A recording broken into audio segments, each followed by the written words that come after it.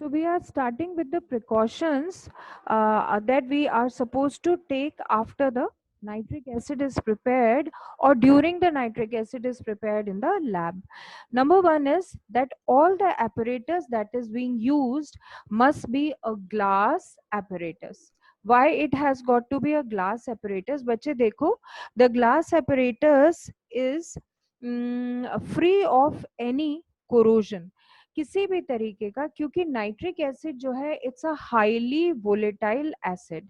ठीक है, कोई भी एसिड जो हाईली वोलेटाइल है, तो वोलेटिलिटी की वजह से जो है वो, अगर हम ग्लास की जगह, ग्लास एपरेटस की जगह अगर हम कोई भी दूसरा एपरेटस किसी और मटेरियल का बना हुआ, फॉर एग्जांपल अगर हम रबर का ले लेते हैं या हम कॉर्क का लेते हैं। कॉर्क का मतलब समझते हैं आप लोग? जब हम बैडमिंटन खेलते हैं, शटल शटल कॉर्क होती है हमारे पास। जो शटल कॉर्क के जो नीचे का बॉटम एरिया होता है जिसपे से आप रैकेट मारते हैं, जहां पर गोल वाला हिस्सा, वो कॉर्क का बना होता है। तो ये रबर या कॉर्क, अगर इनमें से कोई भी एक चीज हम यूज करेंगे तो दैट विल गेट कोरोडेड, खराब हो जाएगा, क्योंकि हमारा nitric acid is a highly volatile acid. Therefore the glass apparatus has to be used. फिर सेकंड पॉइंट देखो, the concentrated HCl is not used in place of concentrated sulphuric acid. क्यों? क्योंकि HCl भी जो होता है हाईली वोलेटाइल एसिड होता है। बेटा यहाँ पे एक चीज याद रखना, अगर हम वोलेटिलिटी में कंपेयर करें कि कौन कितना वोलेटाइल, तो सबसे पहले हमारा आता है concentrated H2SO4, this is the least volatile. After this comes HCl, and then comes HNO3। तो जो मैक्सिमम, जो सबसे ज्यादा वोलेटाइल एसिड है वो है हमारा नाइट्रिक एसिड, मोस्ट वोलेटाइल। इसके बाद जो मोस्ट वोलेटाइल है वो HCl है। ठीक है, और लास्ट में हमारा आता है कॉन्सेंट्रेटेड सल्फ्यूरिक एसिड। तो जितनी भी हमारी लैब प्रिपरेशंस होती हैं, जनरली उसमें जो एसिड, अगर कोई एसिड हम उसमें यूज कर रहे हैं तो जनरली हम लोग कॉन्सेंट्रेटेड सल्फ्यूरिक एसिड यूज करते हैं। The reason being that concentrated sulphuric acid is a least volatile acid. ठीक है, HCl भी बहुत वोलेटाइल है, और हम नहीं चाहते कि जब नाइट्रिक एसिड हमारा प्रिपेयर हो तो उसमें हमारे पास HCl के वेपर्स आ जाएं। ठीक है, तो इसलिए हमने क्या यूज किया, हमने यूज किया concentrated H2SO4, it being least volatile. Fine. फिर आइए थर्ड प्रिकॉशन के ऊपर। The third precaution is that the temperature must be maintained lesser than 200 degrees C, that means it should not exceed 200 से ऊपर नहीं जाना चाहिए। देखो क्यों नहीं जाना चाहिए, इसके लिए let me just have this white board. देखिए, दो रिएक्शंस देखते हैं। द फर्स्ट वन इज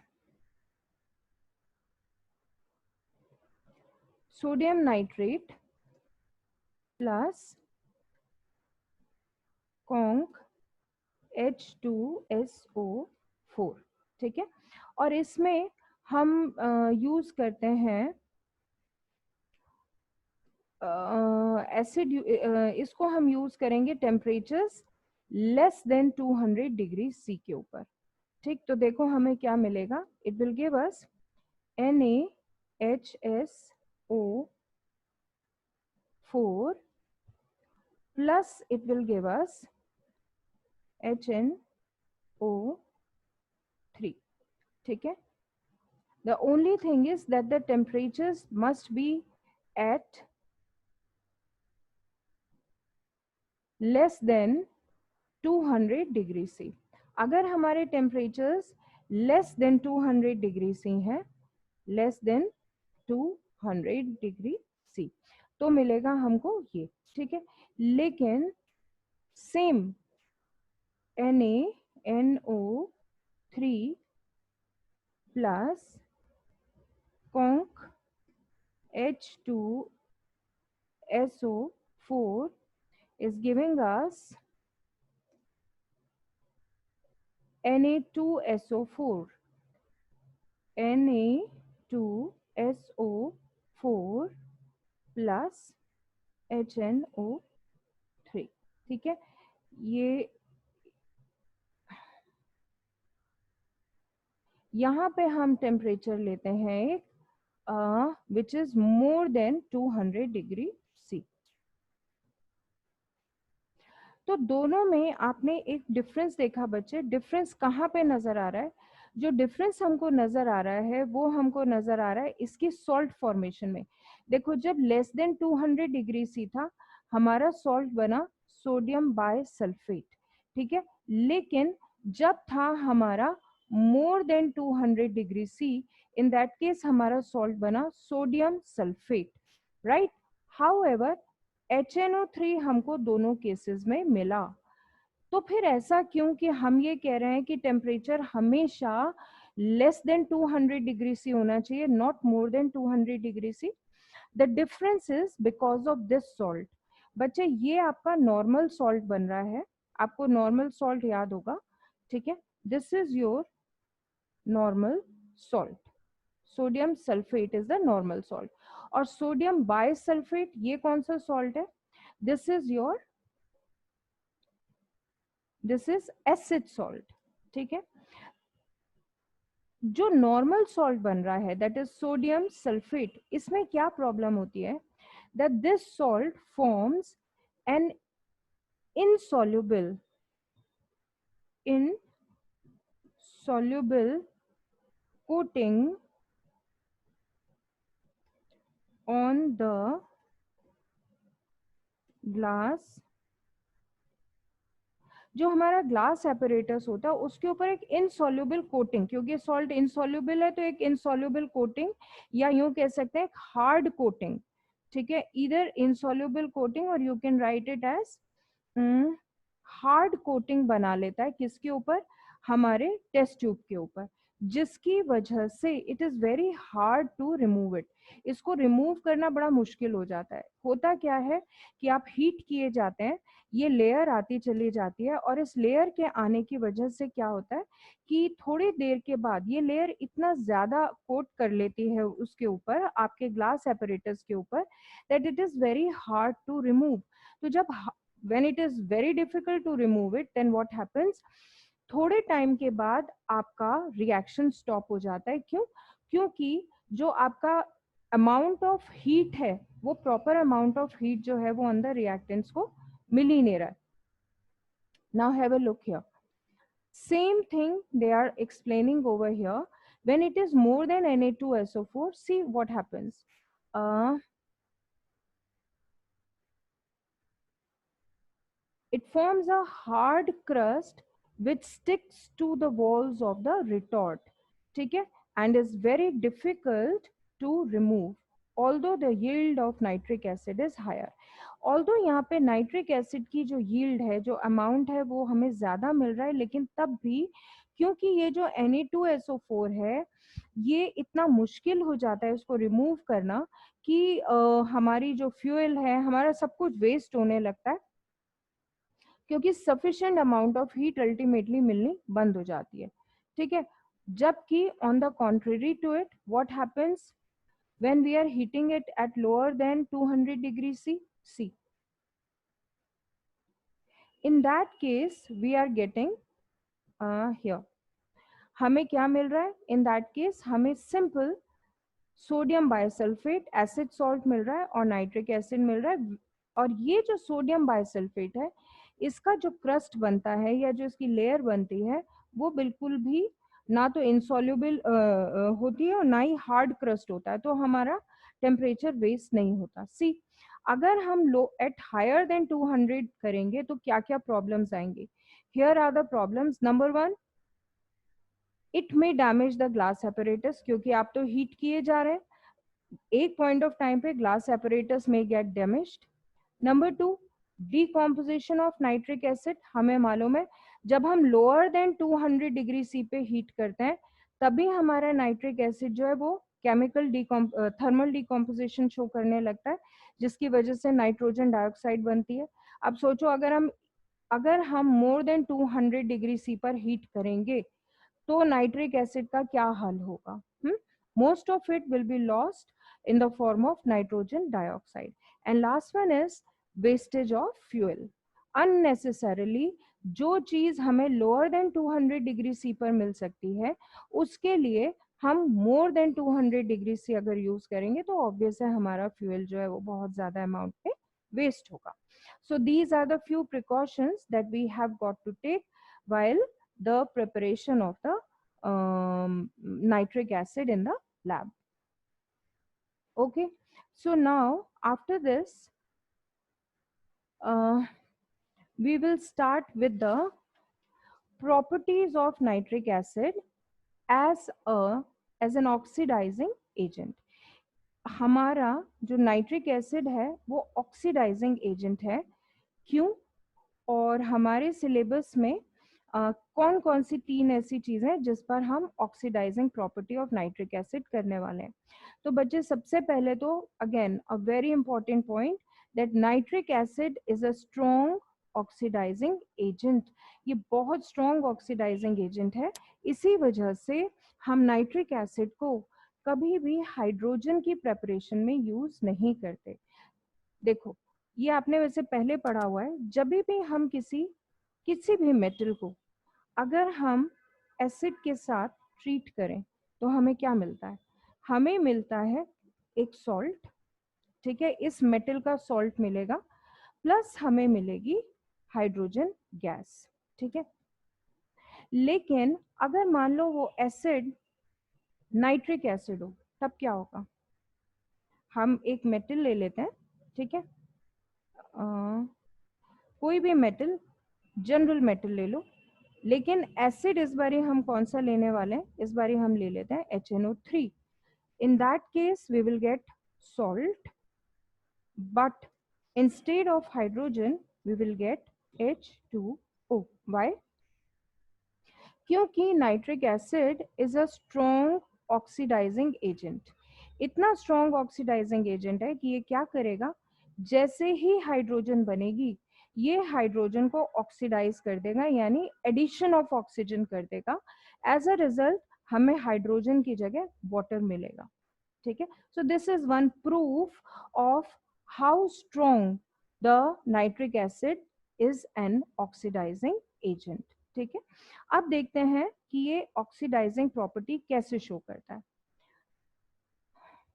इसकी ऑक्सीडाइजिंग प्रॉपर्टीज जो हैं वो हमारे सिलेबस में 3 चीजों के साथ हैं. आप लोग मार्क कर लीजिए. The first one is copper. ये रहा. एक तो कॉपर के साथ हमें इसको करना है. One we have to do with carbon and the other one we have to learn it with sulfur. तो कार्बन, सल्फर और कॉपर तीनों के साथ हमें नाइट्रिक एसिड की ऑक्सीडाइजिंग प्रॉपर्टीज करनी है. क्लियर? तो चलिए स्टार्ट करते हैं. सबसे पहले देखो कि जो नाइट्रिक एसिड है वो एटॉल इतना स्ट्रॉन्ग ऑक्सीडाइजिंग एजेंट है ही क्यों? बच्चे, इसका जो राज है या इसका जो प्रॉपर्टी है which makes it so strong oxidising agent lies here. ये जो आप नेसेंट ऑक्सीजन देख रहे हैं, नाइट्रिक एसिड बेशक डाइल्यूट हो या कॉन्सेंट्रेटेड हो, अगर आप इसे हीट करेंगे then this nitric acid is going to produce nascent oxygen. Nascent oxygen क्या होता है? Oxygen in the form of atom. ठीक है, यानी एक unstable atom of oxygen produce करेगा. और ऑब्वियसली जब ऑक्सीजन अनस्टेबल है एटम, तो वो ऑब्वियस है कि वो स्टेबलाइज करने के लिए तेजी के साथ रिएक्ट करेगा. तो जो भी HNO3 से रिएक्शन होगा जिसका भी, ठीक है, तो वो नेसेंट ऑक्सीजन जो है उसके प्रोडक्ट में ऐड हो जाएगा and that particular product will get oxidized. Fine. So nitric acid is a powerful oxidizing agent and the nascent oxygen formed on decomposition oxidizes hydrogen to water. कब? हमारे metal के साथ रिएक्शन के दौरान. Right? चलिए अब देखते हैं इसकी जो 3 चीजें हमारे सिलेबस में है. तीन डिफरेंट एलिमेंट्स जिनके साथ हमें इसकी ऑक्सीडाइजिंग प्रॉपर्टी लर्न करनी है, out of which the number one is your carbon. सो सबसे पहले हम कार्बन लेते हैं, सल्फर लेते हैं। ऑलराइट, सो कार्बन के साथ देखिए, सबसे पहले आपको ये याद करना है बच्चे कि जो एसिड हम यूज करने वाले हैं वो किस स्टेट में है। तो हम जो नाइट्रिक एसिड यूज कर रहे हैं वो कॉन्सेंट्रेटेड नाइट्रिक एसिड है। मैंने आपको पहले भी बताया था, कॉन्सेंट्रेटेड और डाइल्यूट इन दोनों एसिड्स की प्रॉपर्टीज अलग अलग होती हैं, ठीक है। तो concentrated nitric acid when is treated with carbon it is producing three products। बच्चे इसको वैसे ही याद करना जैसे हम लोगों ने कार्बोनेट, सल्फाइड, सल्फाइड के हम लोगों ने याद करे थे। तो just learn it in the same manner। this is product number 1, then comes your product number 2 and then comes your product number 3। ठीक है, अब देखो कौन से हैं ये 1 2 3। जब कॉन्सेंट्रेटेड नाइट्रिक एसिड यूज हो रहा है किसके साथ, कार्बन के साथ, तो देखो क्या हो रहा है।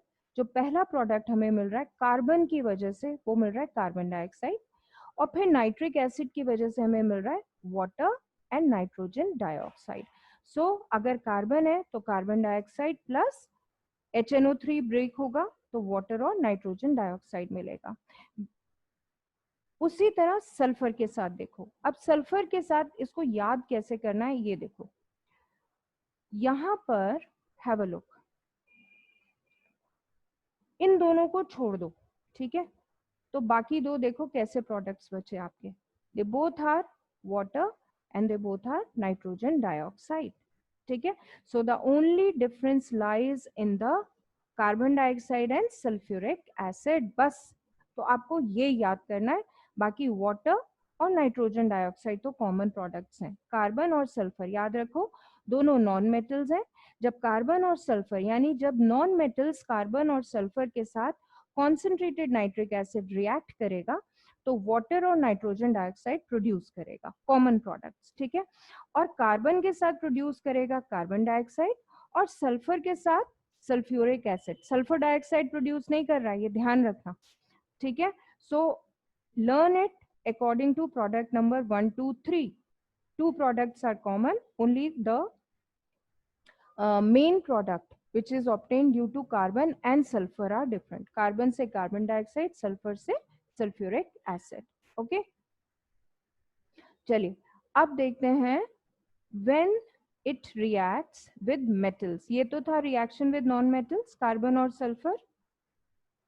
अब देखते हैं reaction with non metals. Non metals में सॉरी मेटल्स में बेटा हमारे सिलेबस में केवल कॉपर है, ओके। अब कॉपर के लिए हमें देखना पड़ेगा कि हम किस तरीके का एसिड यूज कर रहे हैं। तो यहाँ पर हम दो कंडीशंस में एसिड को यूज करेंगे। पहला वाला है कोल्ड एंड डाइल्यूट, ठीक है। जो नॉन मेटल्स के साथ यूज किया था वो कॉन्सेंट्रेटेड था, लेकिन अब हम जो मेटल के साथ पहला रिएक्शन कर रहे हैं वो कोल्ड भी है एसिड और डाइल्यूट भी है। और देखो क्या बन रहा है, कॉपर के साथ नाइट्रिक एसिड जब रिएक्ट कर रहा है it is producing copper nitrate, water and nitric acid, nitric oxide। copper nitrate, water and nitric oxide। इस पर्टिकुलर रिएक्शन के लिए मेरा आपको सजेशन ये है that you learn it with with balancing। इसकी बैलेंसिंग जो है वो करना थोड़ा डिफिकल्ट है, ट्राई करके देखो। अगर अपने आप से कर ले तो फैंटास्टिक, अदरवाइज इस रिएक्शन को बैलेंसिंग सहित याद कर लो। याद रखना बिना बैलेंसिंग के एग्जाम्स में 0 नंबर मिलेंगे अगर आपकी रिएक्शन अनबैलेंस्ड है तो, ठीक है। So if the acid is cold and dilute you are getting copper nitrate and you are getting water and you are getting nitric oxide, okay। So next thing is concentrated nitric acid। Concentrated nitric acid which is hot, concentrated nitric acid that is hot। अब देखो इसमें क्या हमें मिलेगा, have a look। इसमें we have got copper, but this time the nitric acid is concentrated. It is not cold. It is concentrated nitric acid or hot nitric acid, hot and dilute और concentrated. याद रखना, आप hot and dilute ले रहे हैं या concentrated ले रहे हैं, दोनों का reaction same ही आने वाला है. ठीक है, तो copper के साथ it is going to produce copper nitrate, water and nitrogen dioxide. अब देखो इसमें भी बड़ी इंटरेस्टिंग बात है, सिवाय नाइट्रिक ऑक्साइड और नाइट्रोजन डाइऑक्साइड के, देखो बाकी के सारे प्रोडक्ट्स आपके सेम है. ठीक है, तो इसमें याद करना आपके लिए बहुत आसान है. देखो ये copper nitrate and water, copper nitrate and water, the only difference is nitric oxide and nitrogen dioxide. Nitric oxide कब आएगा? जब आपका नाइट्रिक एसिड कैसा है? Cold and dilute. Nitrogen dioxide कब आएगा? जब आपका नाइट्रिक एसिड कैसा है? हॉट एंड डाइल्यूट या और concentrated nitric acid. So that's it. इसके अलावा do we have anything? No. So I hope it is clear to all.